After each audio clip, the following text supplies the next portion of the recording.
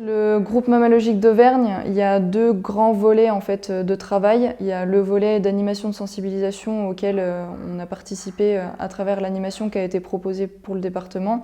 Mais il y a aussi tout un volet technique scientifique où on fait de l'expertise, de l'inventaire, vraiment le côté scientifique. Et en fait, c'est ce côté scientifique-là qu'on essaie aussi de retranscrire à travers les animations. Et on n'est pas une association spécialisée dans l'animation, on est plus dans la vulgarisation en fait, de nos méthodes et de nos connaissances. En fait, le département a aussi la volonté d'avoir des animations réparties sur tout le territoire de la Haute-Loire pour que les publics aient accès un peu tous au même niveau sans avoir à faire beaucoup de routes et qu'il y ait des choses autant à côté de chez eux qu'ailleurs pour faire découvrir aussi tous les sites. Le site de Précaillé, il se prêtait bien à la thématique des micro-mammifères qu'on souhaitait faire et il était aussi facilement accessible pour un public d'enfants puisque c'est ce qu'on a ciblé pour cette animation, un public d'enfants avec leurs parents. Donc la première étape, ça a été qu'on se retrouve tous les deux en fait, à Précaillé, qu'on fasse le tour du site pour se le remettre en mémoire parce qu'on n'était pas forcément allé depuis un moment. Bien voir les accès, les différents endroits où on peut faire des points d'arrêt avec des thématiques parce qu'il y a de la place. Et à ce moment-là, en fait, on écrit sur une grille séquentielle, en fait, on appelle ça une grille séquentielle. C'est un tableau dans lequel on va marquer les différents points d'arrêt, quel jeu on va faire, quelle approche pédagogique on va avoir, quelle thématique on aborde. Et une fois qu'on a tous déroulé, on peut revenir après le jour de l'animation, installer le matériel et se lancer. Et donc le temps d'installation en amont de ça, ça a été de déposer en fait le matériel sur tout le trajet. En plus, on avait la chance sur ce site de pouvoir faire le tour en voiture, donc d'être assez rapide dans l'installation, de mettre en place différents matériels sur les points d'arrêt pour pas avoir nous à tout porter. Notamment Pierre aussi avait des grosses malles avec des déguisements, des cannes à pêche et autres, donc c'est du matériel un peu lourd à transporter. Et comme ça, on refait en plus le tour niveau sécurité aussi, de voir si le site est toujours bien accessible et autres. Et puis retâter le terrain le jour J, parce que des fois il y a des adaptations à faire au dernier moment. C'est ce qui s'est passé d'ailleurs jusqu'au temps de midi dans nos échanges, pour adapter en fonction du nombre de personnes aussi, notamment l'âge des enfants, des infos qu'on n'a pas forcément en amont.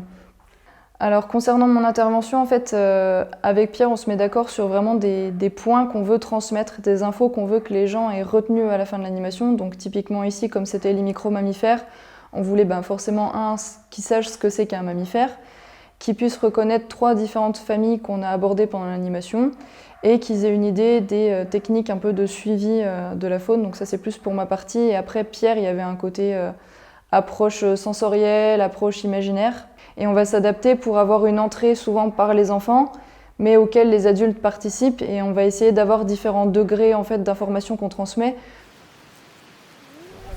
J'ai bien aimé l'arbre. C'est-à-dire Rentrer dans l'arbre, voir plein de petits trous qui ont été faits par plein d'animaux et tout. On a découvert plusieurs espèces de petits mammifères.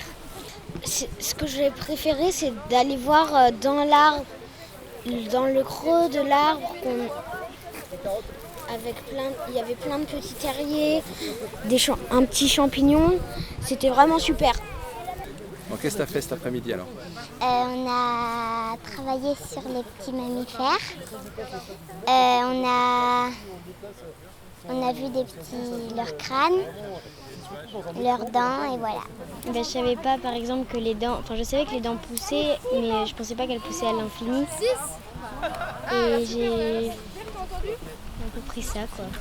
Donc l'animation sur les crânes, en fait, elle permet déjà de faire manipuler aux gens, parce qu'il y a quand même un côté où si nous, on est toujours en train de parler sans rendre acteur le public, c'est pas forcément intéressant pour eux et ils retiennent pas de la même manière que quand ils ont une approche déductive, en fait, où eux, ils vont réfléchir par eux-mêmes.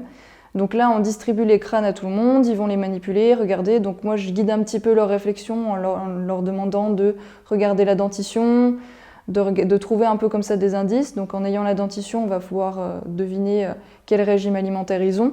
Et une fois que tout le monde a pu regarder de près, on récupère tous les crânes. Et là, on les repasse un par un, où je demande à l'assemblée, qu'est-ce que ça mange, à votre avis, quel animal ça peut être. Et tous ensemble, en fait, en réfléchissant tous ensemble, on va réussir à trouver donc chaque espèce à chaque fois pour chaque crâne. Je pensais pas que quand les crânes pouvaient être aussi petits, que les dents poussaient en continu. Je pensais que c'était un peu comme nous, quoi. Les dents, ça bougeait plus après. Mais du coup, je comprends un peu mieux pourquoi ça grignote tout le temps. Ce que j'ai le plus aimé faire pendant cet après-midi, c'était relever les pièges et faire les cannes à pêche.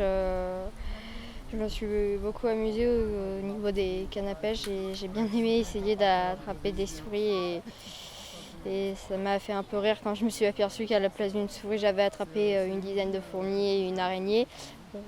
On a fabriqué en fait un jeu de memory et ça permet en fait d'avoir une approche très simple pour les enfants et ludique parce que le memory c'est quand même un jeu assez basique que tout le monde comprend vite, les adultes peuvent participer aussi. Comme ça ils s'approprient bien les images. À ce moment-là on peut donner un peu des éléments sur les espèces qu'on voit en photo, les différences qu'il y a entre elles et tout. Et en fait à la fin du jeu on va demander aux enfants de ranger les images par 3 catégories, par 3 grandes familles. À travers le jeu, et l'air de rien, ils vont comme ça avoir une démarche où ils vont réfléchir par eux-mêmes et trier un peu en ces 3 familles. Et c'est à ce moment-là aussi que les adultes sont intégrés parce que eux aussi derrière, même si les enfants participent à leur place, ils vont souffler les réponses, ils vont aider les enfants et puis on se rend compte que c'est les enfants qui participent activement mais les adultes réfléchissent tout autant derrière. Les animaux, on les voit pas forcément dans la nature. Quand vous la baladez, on en observe des fois comme ça furtivement mais c'est quand même assez rare. Donc comment on peut savoir en fait qu'ils sont présents dans le milieu? Donc ça aborde 2 choses. Une chose c'est qu'ils vont eux être attentifs à ce qui les entoure et potentiellement par la suite quand ils se baladent voir des choses qu'ils ne remarquaient pas avant. Et aussi aborder finalement un peu mon travail qui est la partie terrain au-delà de la partie animation où je vais faire des inventaires et c'est des techniques que j'utilise où on cherche les empreintes, les crottes, les restes de repas. Donc là en fait j'amène plein de petites choses à leur montrer qui sortent, qui me permettent d'avoir un support que je trouve pas forcément toujours sur les sites qu'on parcourt parce que c'est fréquenté et le jour J on n'a pas forcément ce qu'il faut.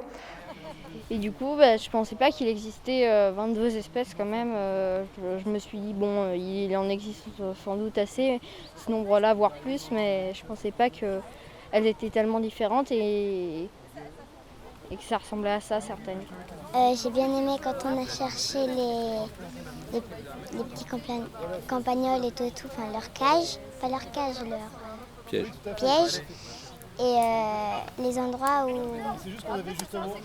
où ils font caca, enfin pas où ils font caca, mais où ils mettent des trucs pour voir leurs crottes. En fait, ce qui est intéressant, c'est un peu le côté aventurier, aussi recherche, où quand les enfants ils ont les clés comme ça de il faut chercher les empreintes, il faut chercher qu'est-ce qui a été mangé, et c'est des indices en fait qu'on récolte comme ça les uns après les autres. Et avec un certain nombre d'indices collectés, on va pouvoir essayer de deviner à quel animal ils appartiennent. Pardon. Et en fait, les musaraignes vont rentrer dedans, potentiellement elles vont faire une crotte et comme c'est des graviers blancs, on va pouvoir voir la crotte dessus. Et après on va mettre la crotte en analyse génétique pour savoir quelle espèce c'est. Mais l'avantage de ce piège-là en fait, c'est qu'il ne capture pas parce que vous voyez il y a une entrée et une sortie. Donc on les laisse deux.